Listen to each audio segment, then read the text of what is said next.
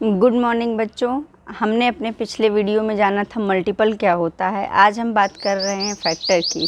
आज का हमारा टॉपिक है फैक्टर। फैक्टर मतलब क्या होता है? When two numbers are multiplied with each other, each of the number is a factor of the product. हाँ बच्चों, इसका मतलब होता है कि जब हम किन्हीं दो नंबर को मल्टीप्लाई करते हैं, जैसे कि 3 4 आर 12, तो हम ये कह सकते हैं कि 12 का फैक्टर 3 और 4 है, क्योंकि ये 3 और 4 दोनों के ही टेबल में आता है।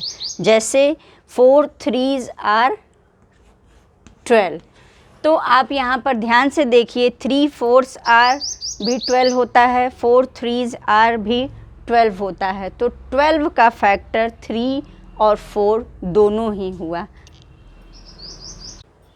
हम सीख रहे हैं फैक्टर, और फैक्टर का मतलब होता है कि किसकी किसकी टेबल में आता है।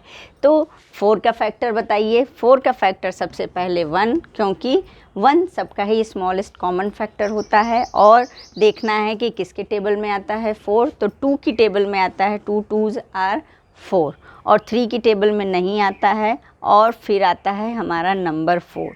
तो बच्चों यहाँ पर ये भी ध्यान देना है कि 1 स्मॉलेस्ट फैक्टर होता है हर नंबर का, और सबसे लास्ट में वो नंबर खुद का ही ग्रेटेस्ट फैक्टर होता है। चलिए बच्चों, हम सीख रहे हैं फैक्टर, तो चलिए फटाफट बताइए कि 9 का फैक्टर क्या होगा। बच्चों बस आपको याद रखना है कि 9 किसकी किसकी टेबल में आता है, उसे ही फैक्टर कहते हैं।